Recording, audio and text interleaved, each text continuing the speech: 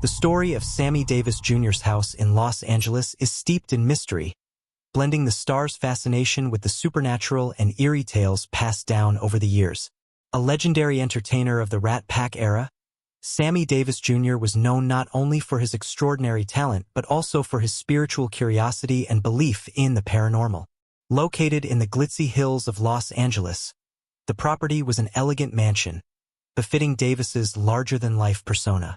The house featured spacious rooms with velvet drapery, chandeliers, and a grand piano that often served as the centerpiece of Sammy's famous gatherings.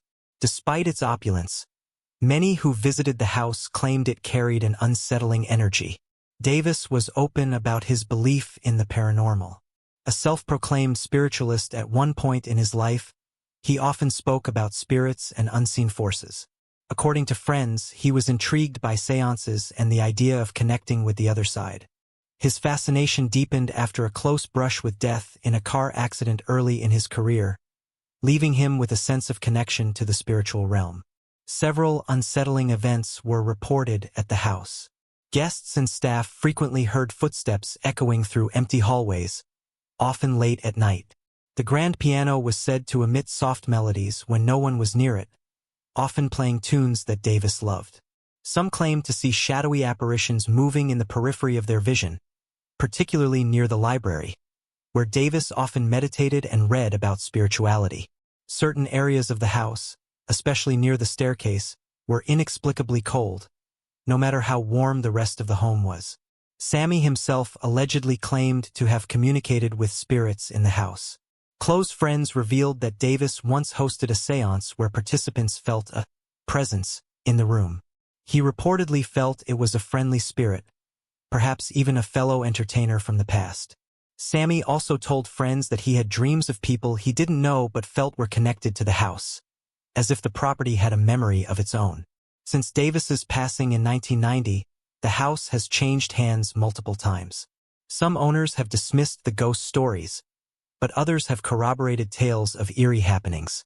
Whether haunted by spirits or the lingering energy of a man deeply connected to the metaphysical, Sammy Davis Jr.'s house remains a subject of fascination and mystery for paranormal enthusiasts. As the years went on, the stories surrounding Sammy Davis Jr.'s house only grew darker, whispered about at Hollywood parties and passed down among local ghost hunters. One particularly chilling account came from a housekeeper who worked at the mansion in the 1980s. She claimed that while cleaning the library, she felt a firm hand on her shoulder, only to turn around and find no one there. From that day forward, she refused to enter the room alone. But the most disturbing incident came years after Davis's death. In 1994, a group of filmmakers rented the house for a private shoot, drawn by its vintage charm and connection to the Rat Pack legend. They planned to capture the opulence of the era, but what they left with was something far more unsettling. During a late-night shoot in the ballroom, the crew reported technical malfunctions that defied explanation. Cameras refused to focus, batteries drained instantly, and an unnatural static buzzed through their audio equipment. Frustrated, the director stepped out for air, only to see a faint light flickering in the library, a room no one had entered all evening. When he went to investigate, he swore he heard soft jazz music playing, as if from an old phonograph. But when he opened the door, the room was silent and dark, save for the lingering scent of Sammy's signature cologne. The crew packed up and left the house early, refusing to speak publicly about their experience. However, one anonymous source revealed a chilling detail. On one of the malfunctioning tapes, a faint voice could be heard whispering a single word. To this day, no one can agree on what it said, but those who've listened to the recording insist the voice was unmistakably Sammy's. The story doesn't end there. Decades later, a paranormal investigation team was granted permission to spend the night in the mansion. Equipped with state-of-the-art equipment, they hoped to document the phenomena that had terrified so many.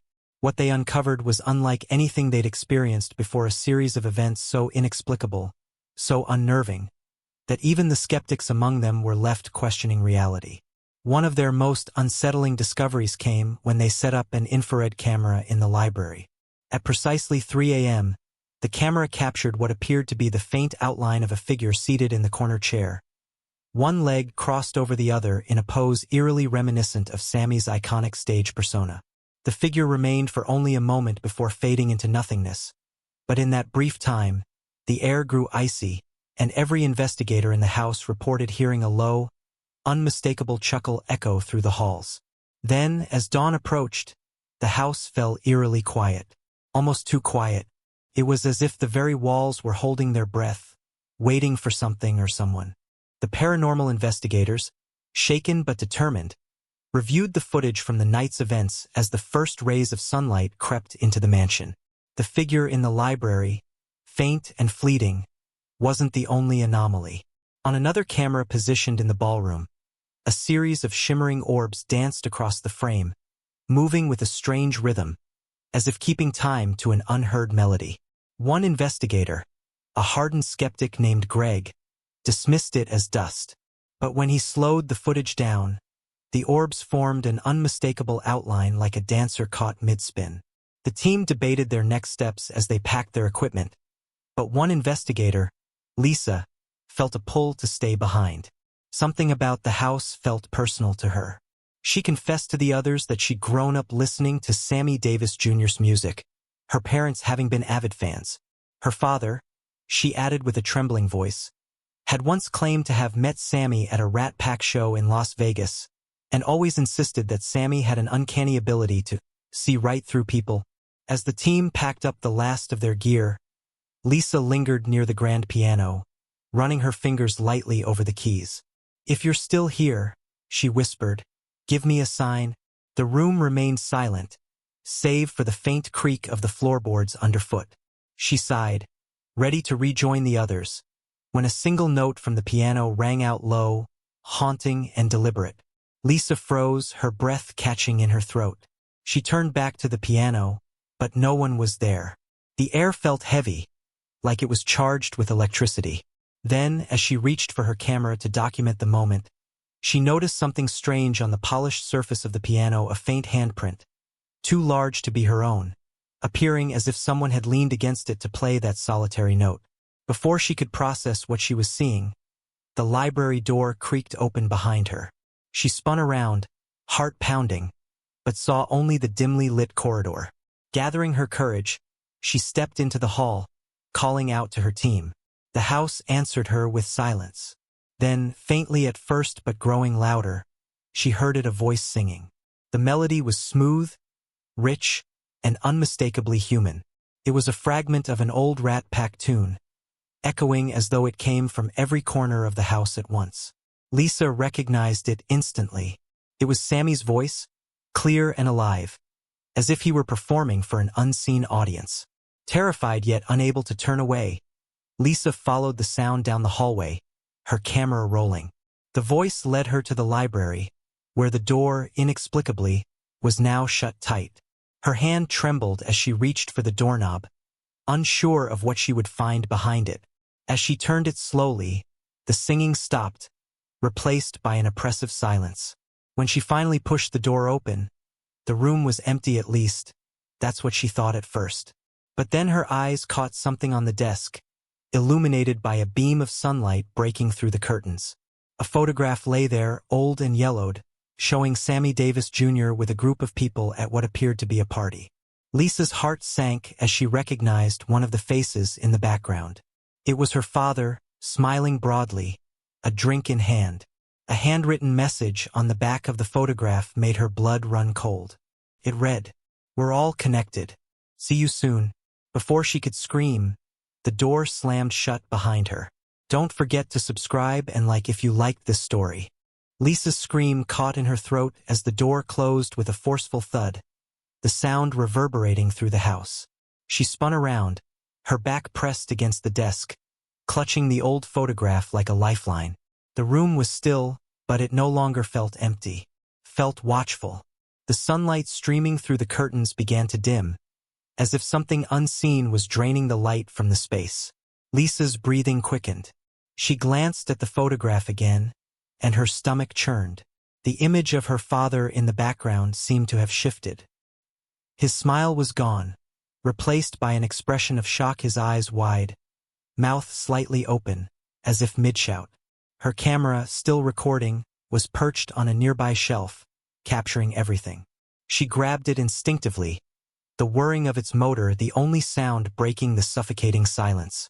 Just as she turned to leave the room, she heard it again, the low, unmistakable chuckle, rich and smooth, that had echoed through the halls earlier. This time it was close. Too close. Lisa spun toward the sound, her eyes scanning the room. "Who's there?" she managed to croak, her voice barely above a whisper. The chuckle faded, replaced by the faintest tap-tap-tap of shoes on the hardwood floor. The sound circled her, though no one was visible. The air grew colder, and she noticed her breath condensing in front of her. The scent of Sammy's cologne, strong and heady, enveloped her, mingling with a faint smell of burnt tobacco. She turned in a slow circle, trying to pinpoint the source, when suddenly the old phonograph in the corner sputtered to life. A record spun on its dusty turntable, its needle gliding across the grooves with a sharp crackle. The room filled with a jazzy tune she recognized instantly, Mr. Bojangles. Tears welled in her eyes as the voice sang out, smooth and full of longing. It was Sammy, his voice alive and timeless, crooning through the static. The melody was mesmerizing, almost hypnotic, and for a moment, Lisa felt herself being drawn in, as if the music was reaching for her, pulling her deeper into its haunting embrace. The photograph in her hand felt heavier, almost warm, and she looked down. The image had changed again. Now her father was staring directly at her, his expression urgent, almost pleading. But it wasn't just him.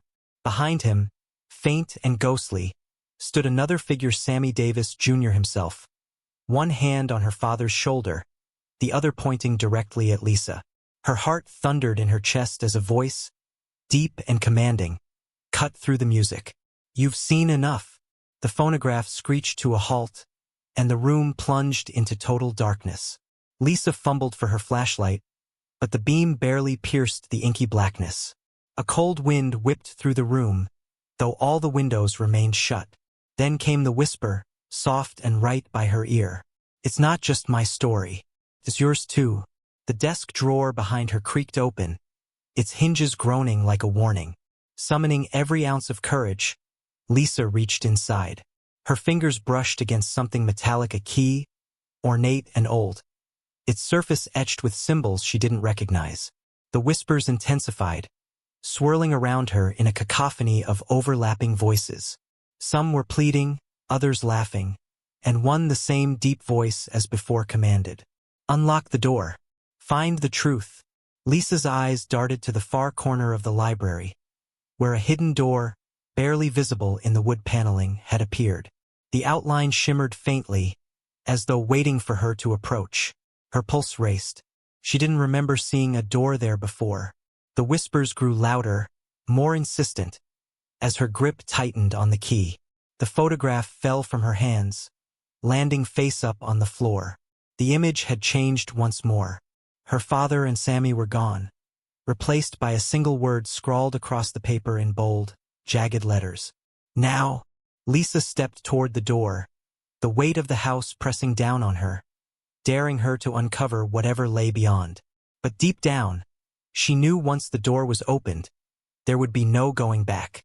Lisa hesitated, the key trembling in her hand as the whispers turned into a low hum, a sound that seemed to vibrate through her bones.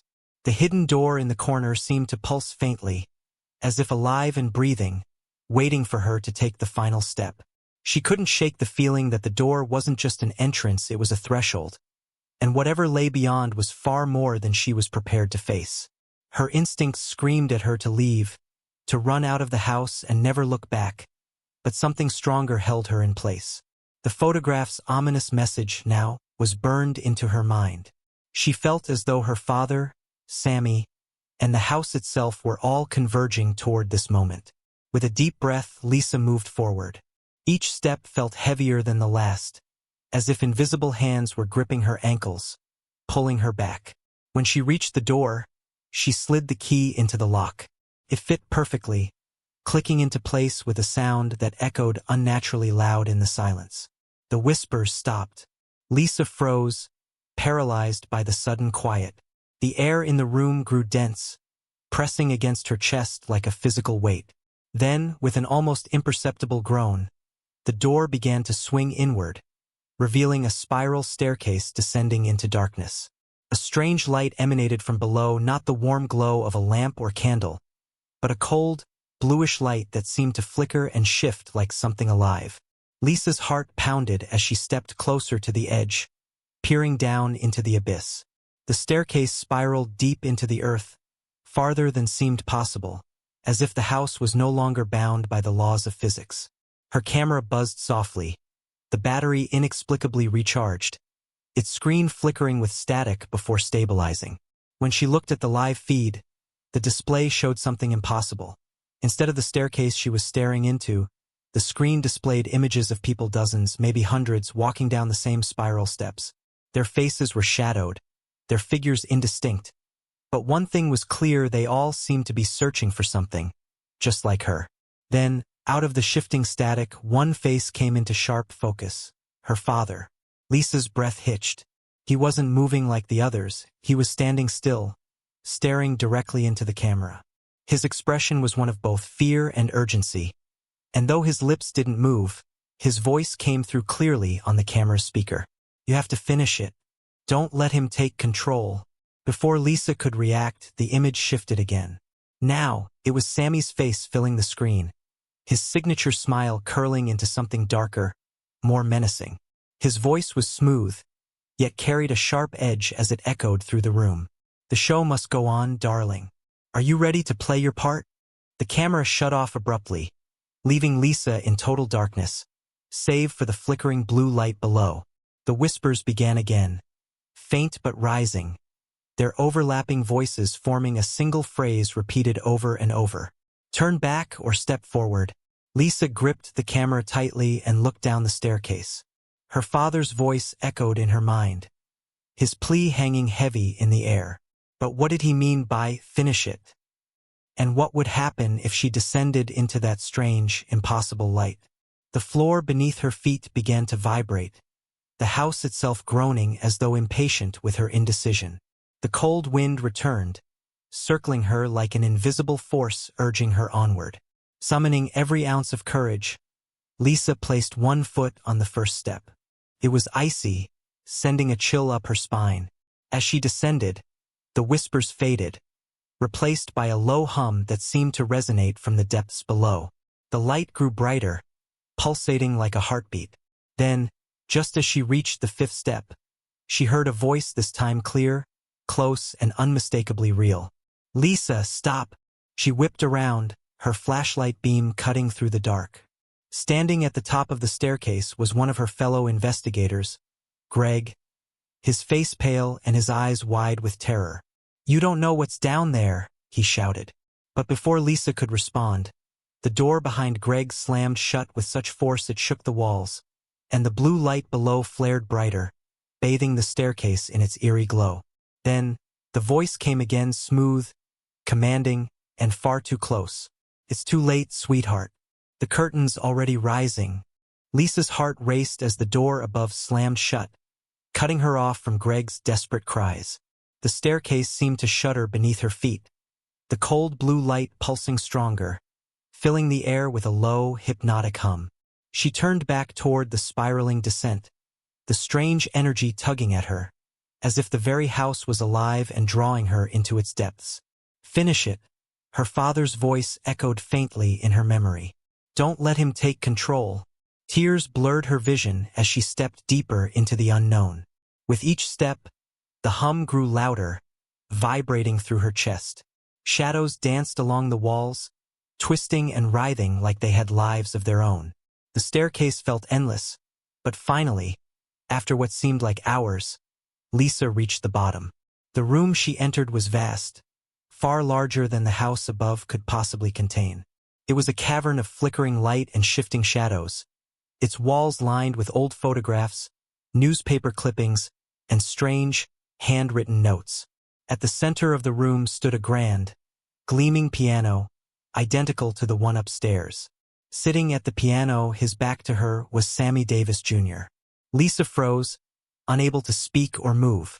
Sammy's fingers danced over the keys, playing a hauntingly beautiful tune she didn't recognize. As the last note lingered in the air, he turned slowly to face her. His signature smile fixed on his face, but his eyes weren't warm. They glowed faintly, like the eerie blue light that filled the cavern. "Welcome to the show," he said smoothly, his voice echoing unnaturally. "You made it farther than most." Lisa gripped the camera, her knuckles white. "What do you want from me?" she demanded, her voice trembling. Sammy chuckled, a deep, unsettling sound that seemed to come from everywhere at once. "It's not about what I want, darling. It's about what you brought with you." He gestured toward the photograph she still clutched in her hand. The image had changed again. Now it showed her father standing next to Sammy, both of them smiling, as though they were old friends. "You see," Sammy continued, standing and stepping closer to her, "this place, it isn't just a house. It's a stage. And everyone who comes here, they're part of the act." His eyes bore into hers, his smile fading into something darker. "Your father?" He knew that. He tried to rewrite the script. But every show needs an ending. Lisa shook her head, tears streaming down her face. "I don't understand. Why me? What does this have to do with my father?" Sammy tilted his head, a look of mock pity crossing his face. "Oh, sweetheart, you're the star of this finale. Your father gave me something precious, a connection to you. And now you'll finish what he started." The cavern began to tremble, the light growing brighter and the shadows closing in. The photographs on the walls burned away, leaving behind nothing but charred frames. The piano played itself, the haunting tune spiraling into chaos. "No!" Lisa screamed, her voice drowned by the growing cacophony. "I won't let you take me." Summoning every ounce of courage, she raised the camera and pointed it at Sammy. The lens seemed to spark, and the screen flickered to life. As the camera focused on Sammy's face, his image distorted, his glowing eyes widening in surprise. "What are you?" he began. But his words were cut off as the blue light from the camera engulfed him. The cavern shook violently, the shadows recoiling, and Sammy's figure began to dissolve into the light. Lisa felt herself being pulled backward, the force of the light tugging her away from the cavern. She screamed as the staircase reappeared, spiraling upward toward the house. She clutched the camera tightly, her father's words echoing in her mind. Don't let him take control. When she finally emerged into the library, gasping for air, the door to the hidden staircase slammed shut behind her. The house was silent, the oppressive energy gone. The photograph in her hand had returned to its original form, just Sammy, smiling at the piano, with no trace of her father. Lisa stumbled outside, the morning sunlight blinding her. Greg rushed to her side, his face pale with worry. "What happened?" "I heard the door slam, and then, nothing." She looked at him, her hands shaking. "We need to leave. Now." As they drove away, Lisa glanced at the camera on the seat beside her. The screen was cracked, but the footage was intact. She hesitated, then pressed play. The screen flickered, showing the cavern, the piano, and Sammy's glowing eyes staring directly into the lens. And then, just before the screen went black, his voice came through, clear and chilling. "The show's never really over, darling. See you soon. Don't forget to subscribe and like if you liked this story. Any coincidences with real events or characters are accidental."